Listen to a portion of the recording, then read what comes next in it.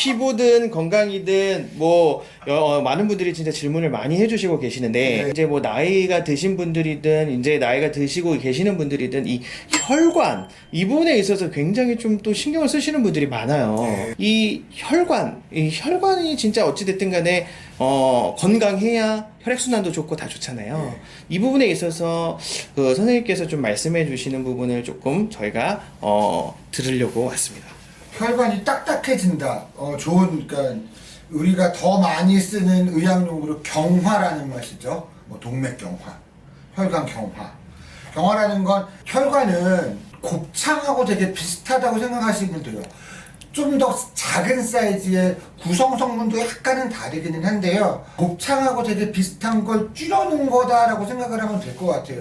그렇게 말랑말랑하던 아이가 단단해진다는 뜻은 실제 그 아이 자체가 단단해지는 경우도 있고 그 안에 뚫려있는 관이 있어야 되는 관이 막힌다 라는 소리일 수도 있어요. 그래서 뭐 흔히 아는 걸로 담배를 많이 피거나 뭐 스트레스를 많이 받거나 그러면 자꾸 혈관 주변에 상처가 생기면서 거기 맨들맨들하면 뭐가 끼지 않는데 상처가 나고 그러면 상처를 치유하는 과정에서 자꾸 뭐가 끼고 찌꺼기가 끼고 뭐 그래서 동맥 경화가 되고 그게 겨울철에 뭐 협심증이나 뇌졸중이나 이런 것들로 이어지는 거라고 보면 될 것 같아요.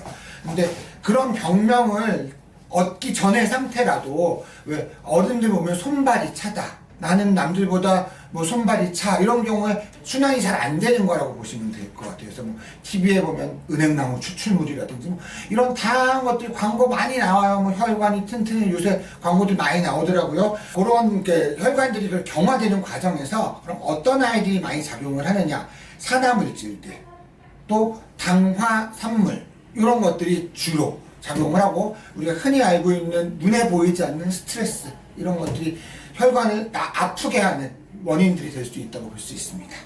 아주 쉽게는 큰 개념의 독소라고 얘기하면 될 것 같고요.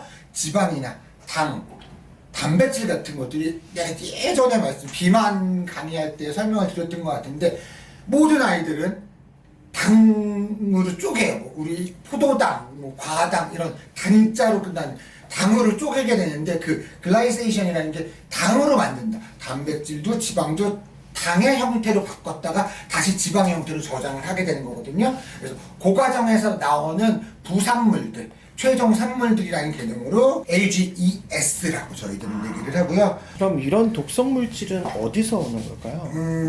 우리가 음식들을 먹었을 때 그런 글라이세이션이 일어나면서 나오는 산물들인데요.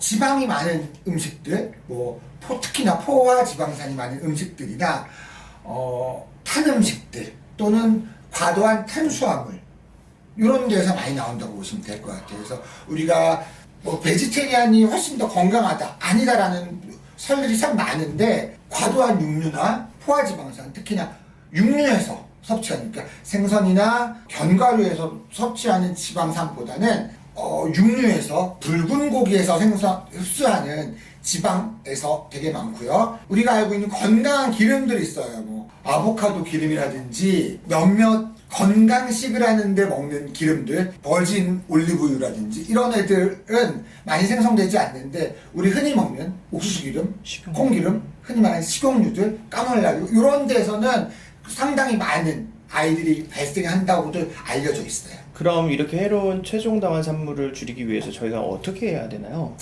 이런 것들을 우선 덜 먹는 게 좋겠죠? 이런 게 나오는 걸 덜 먹는 게 좋고요. 일반적인 다른 음식들을 생각해도 사실 음식들을 건강하게 먹는 방법, 우리가 알고 있는 방법이에요, 사실은.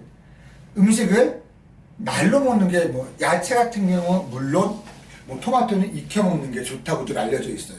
몇몇 음식들은 적당한 조리법을 택했을 때 영양소가 잘 흡수되는 그런 음식들이 있기는 한데요. 그런 것들을 제외하고 나름식이 좀 더 좋고요.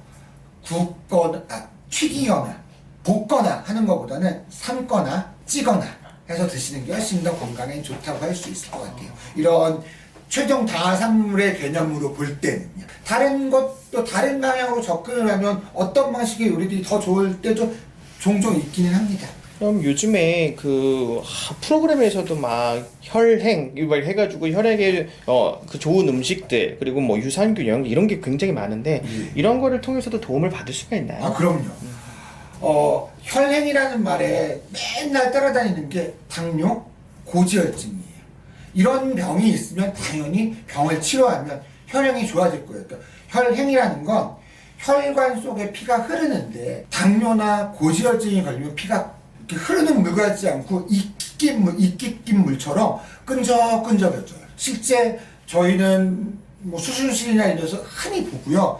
뭐 초음파 같은 혈관 초음파 같은 거를 볼 때도 보면 흐름이 되게 더뎌져 있거나 느려져 있거나 아니면 느려지면 어떤 현상이 발생되면 한 방향으로 흘러야 될 피가 까꾸로 흘려요. 와류라고 하죠. 우리 흔히들 계곡에서 터벌런트라고도 하고 보트가 뒤집히는 것 같은 적당한 속도를 갖지 못하면 그런 물리학적으로도 원하지 않는 결과물들이 나타나거든요. 그래서 당뇨나 고지혈증이 있으면 치료를 하시는 게 좋고요.